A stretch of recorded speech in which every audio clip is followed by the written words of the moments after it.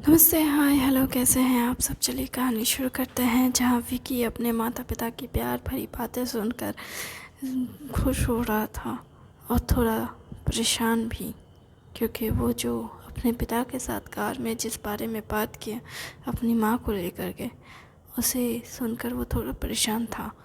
और उसकी परेशानी उसके पिता उसके चेहरे पे दिख रहे थे, लेकिन उन्होंने कुछ कहा नहीं। उसके बाद फिर वो सब खाना वाना खाने के बाद रेस्टोरेंट से बाहर निकले तो वो अपनी माँ को बाय कहते हुए अपने पिता के साथ फिर से गाड़ी में बैठकर जाने लगा। वो जाते हुए रास्ते भर में खामोश था। उसके पिता कहने लगे, क्या हुआ, क्या मैंने तुम्हारी माँ के बारे में जो कहा उस वजह से तुम इतने परेशान हो।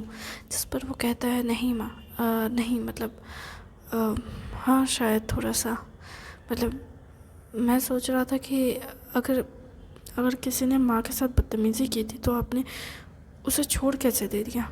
आपको तो उसे मारना चाहिए था। ओह अच्छा, तो तुम्हें लगता है कि मैंने ऐसा कुछ नहीं किया, मतलब आपने किया था। विकी एकदम हैरान होकर कहता है, जिस पर वो कहता है, हाँ मैंने किया था। सच कहूँ तो शुरुआत में मैं तुम जितना वायलेंट हो उससे 100 गुना ज़्यादा मैं था। मतलब आप बहुत वायलेंट पर्सन थे। काफ़ी ज़्यादा, और तुम्हारी माँ को लेके तो कुछ ज़्यादा ही था मैं। ओहो, ऐसा भी क्या। पर मुझे तो लगा नहीं था कि, मतलब मुझे पता था कि आप माँ से प्यार करते हैं, लेकिन इतना नहीं समझ। ऐसा नहीं है कि मैं हमेशा से इतना शांत था। मैं शांत हुआ क्योंकि मुझे समझ आया कि मेरी हरकतों से तुम्हारी माँ को परेशानी हो रही है। क्योंकि जब तुम्हारी माँ होटल के सेल्स वगैरह सब चीज़ को देख रही थी, उस दौरान उसका जब ऐसे लोगों से सामना होता था जो उसे के काम से ज़्यादा उसके बारे में उल्टी सीधी राय रखते थे, तो मुझे बहुत बुरा लगता था, गुस्सा आता था। और मैंने एक बार तो किसी को पीट दिया था। तो उस टाइम पे तुम्हारी माँ ने मुझसे कहा था कि दुनिया में तुम कितने लोगों से लड़ोगे। ये दुनिया भरी पड़ी है ऐसे लोगों से जो लड़कियों को कुछ नहीं समझते, नीची नज़रों से देखते हैं, उनकी काबिलियत को उनकी सुंदरता से आंकते हैं। वो हमेशा से ऐसे ही रहे हैं। तुम कैसे उन सब से लड़ोगे। समाज जिनसे लोगों से भरा पड़ा है। तुम मुझे हर बार नहीं प्रोटेक्ट कर सकते, इसलिए बेहतर होगा कि तुम ये समझ लो कि मैं तुम्हारी परछाई बन सकती हूँ, पर तुम्हारी साथी नहीं बन पाऊँगी। खास करके काम में मैं तुम्हारी परछाई बनना चाहूँगी, पर तुम्हारी साथी नहीं बन पाऊँगी। और उसके बाद से तुम्हारी माँ ने पीछे रहकर सारे काम को संभाला। आज भी वो सब कुछ मॉनिटर करती है, पर वो कभी भी लोगों के सामने नहीं आती। मैंने उससे कहा भी था कि वो सामने आए, तब उसने मुस्कुरा कर कहा था कि सबसे पावरफुल इंसान वो होता है जो पीछे रहकर सब कुछ संभाले। तब मैंने मुस्कुरा कर उससे कहा था कि बात तो तुम्हारी सही है, लेकिन इसकी ज़रूरत नहीं है, क्योंकि तुम्हें ये बताने की ज़रूरत नहीं कि तुम कितनी ताकतवर हो। उसने मुस्कुरा कर मुझसे कहा कि मेरा वजूद ना तो आपसे है, ना मेरे काम से है, ना इस मुकाम से है। मेरा वजूद मुझसे है और मैं खुद से खुश हूँ। और मैं खुश नसीब हूँ कि मुझे आप जैसा पति मिला, जो मुझे हर पल में सपोर्ट किए। आपने मुझे मेरे भाई की तरह नहीं समझा। मुझे खुशी है कि मैं आपकी पत्नी हूँ।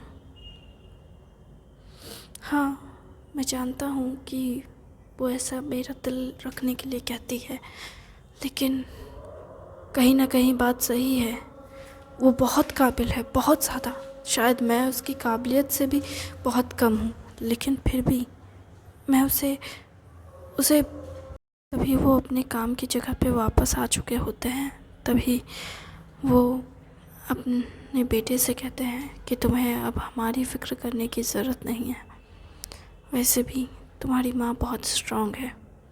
वो ना सिर्फ दूसरों से अच्छा लड़ना जानती है, बल्कि वो जानती है कि वो क्या कर रही है।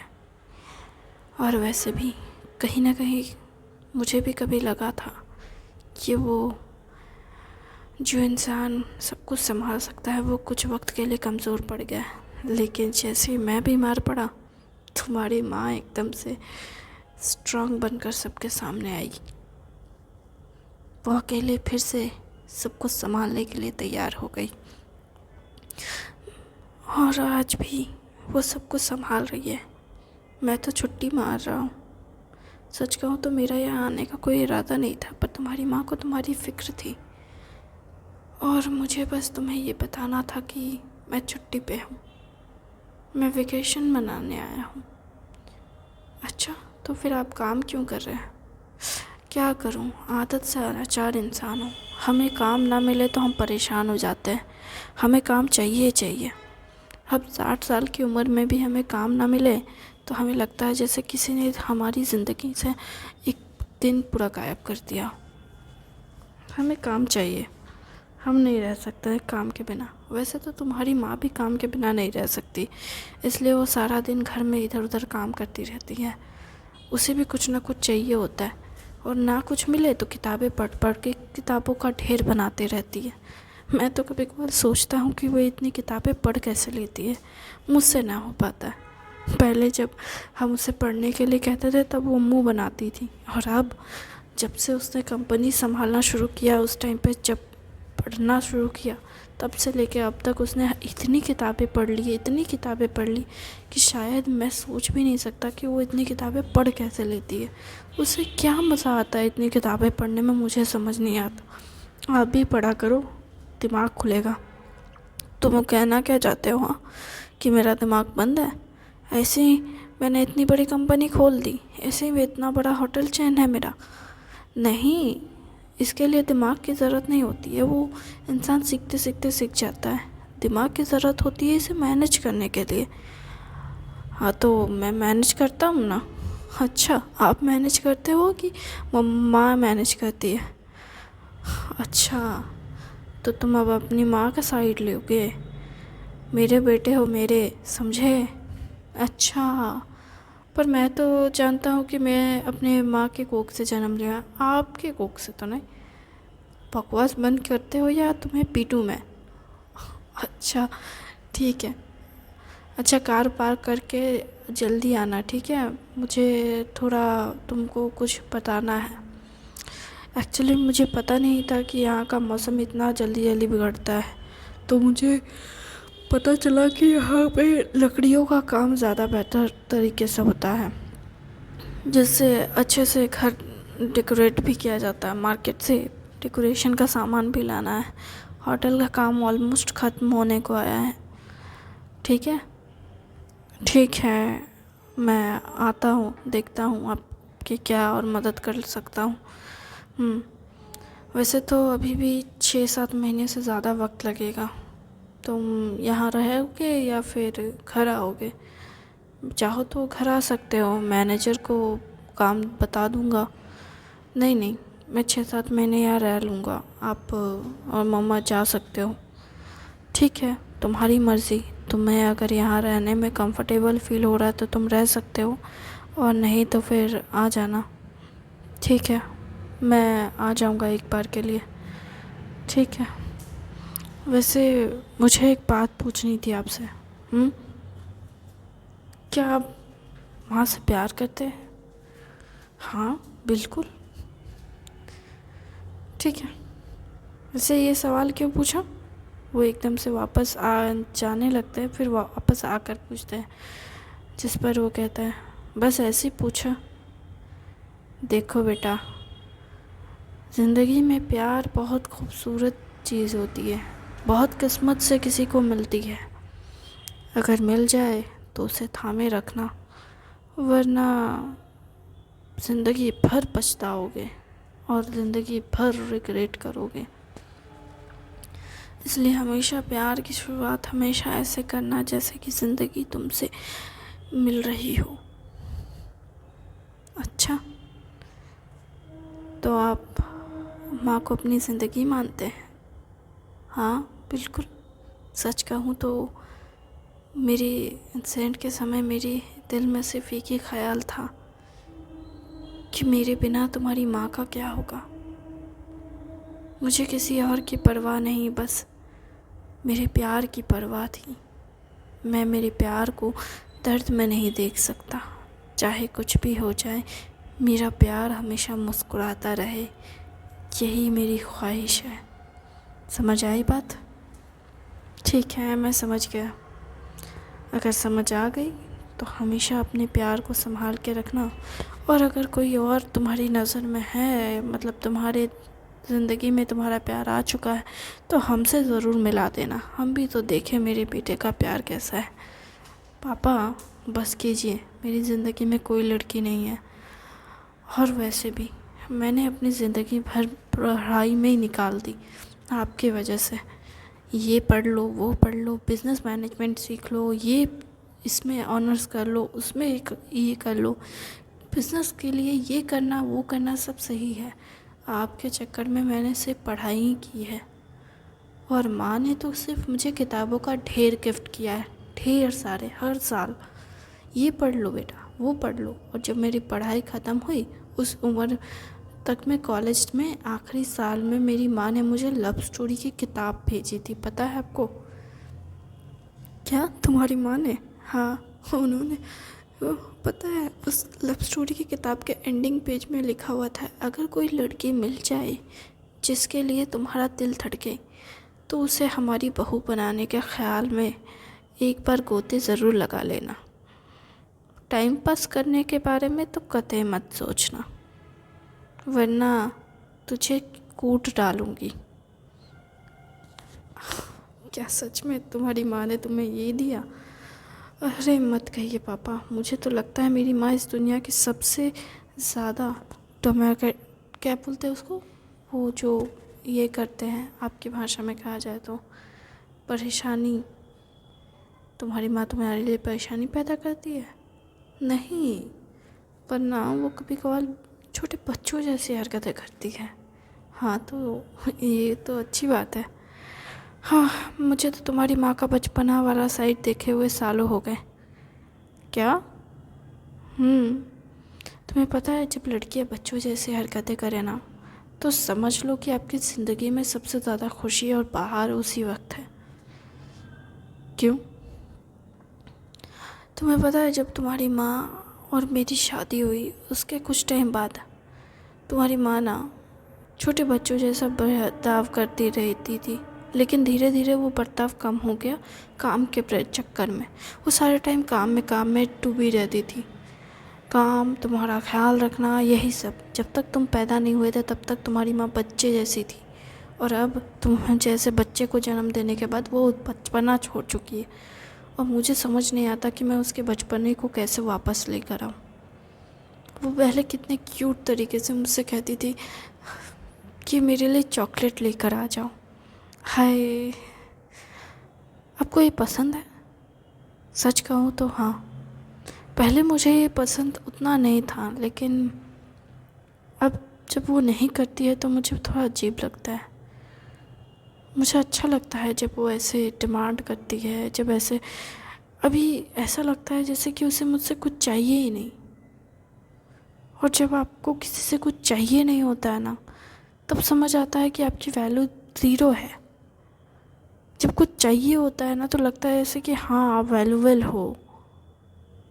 अब जब तुम्हारी माँ को देखता हूँ ना, तो ऐसा लगता है जैसे वो मुझसे कह रही है कि आपकी वैल्यू मेरी ज़िंदगी में ज़ीरो है, नीलबटे सन्नाटा है, और मुझे आप जैसे सन्नाटे के साथ रहना नहीं है। ऐसा नहीं है, तुम्हें पता है, ऐसा नहीं, मुझे भी पता है कि मतलब ऐसा नहीं है।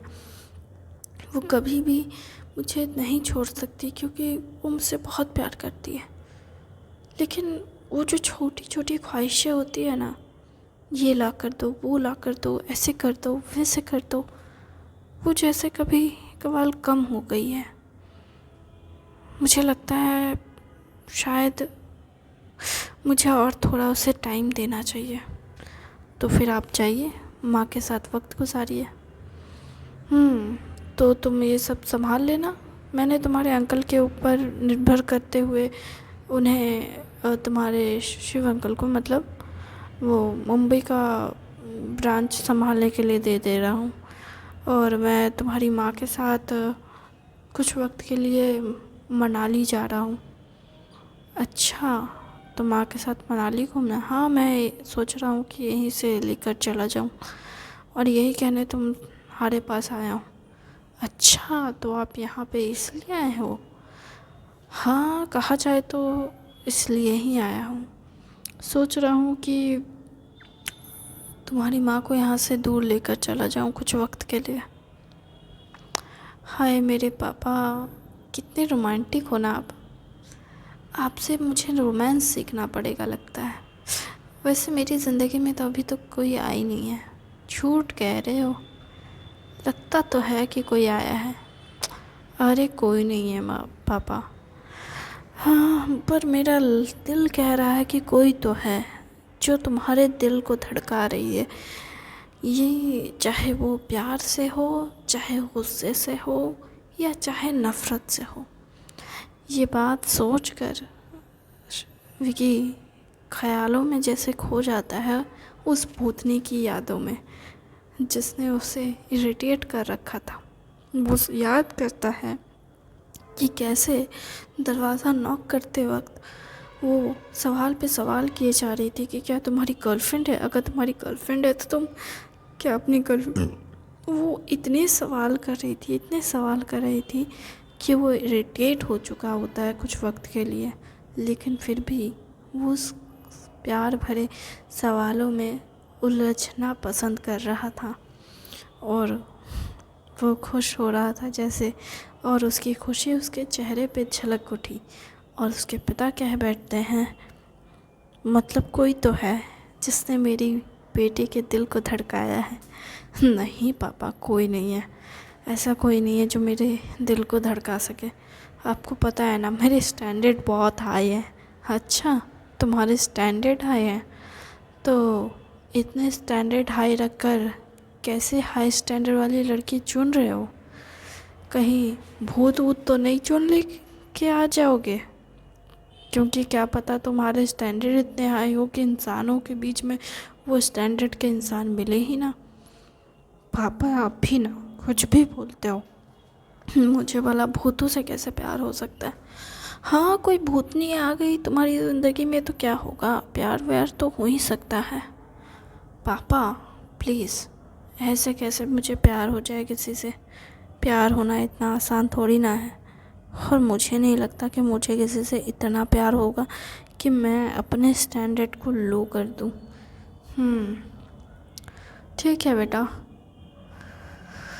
वो फिर अपने पिता को बाय कहते हुए कार पार्क कर रहा होता है। तभी वो सोच रहा होता है कि जब से मैं गाड़ी में बैठा हूँ तब से वो आई नहीं है, उससे बातचीत नहीं हुई है। कहाँ वो? कहीं वो घर पे ही तो नहीं है ना? कहीं मेरी माँ से? नहीं नहीं नहीं, माँ उसके साथ उसका नहीं माँ तो सुन नहीं सकती ना उसे। अगर माँ को एहसास हुआ कि घर पे भूत है तो क्या वो पंडित या तांत्रिक को बुला देगी? नहीं, ऐसा नहीं हो सकता। मैं सोच में पड़ गया हूँ। इस भूतनी के चक्कर में मैं क्या करूँ? क्या तुम मेरे बारे में सोच रहे थे? वो एकदम से डर जाता है और कहता है, तुम कब से गाड़ी में बैठी हो? जब से तुम मेरे बारे में बात कर रहे हो। क्या? मैं जब से तुम्हारे बारे में बात कर रहा हूँ मतलब मुझे लगता है जब से तुम मेरे ख़यालों में खोए हुए थे तब से, या जब तुम अपने घर के बाहर निकले थे अपने माता पिता को झगड़ते हुए देख रहे थे तब से, या उसके अलावा बहुत सारी चीज़ों से। तुम कहना क्या चाहती हो? अरे कुछ नहीं, बस तुम बहुत क्यूट लग रहे हो। ये कहते हुए वो जैसे डिसअपेयर हो जाती है और वो कहते रहता है, तुम कहाँ गई? मुझे तुमसे बात करनी है। थैंक यू वेरी मच इस कहानी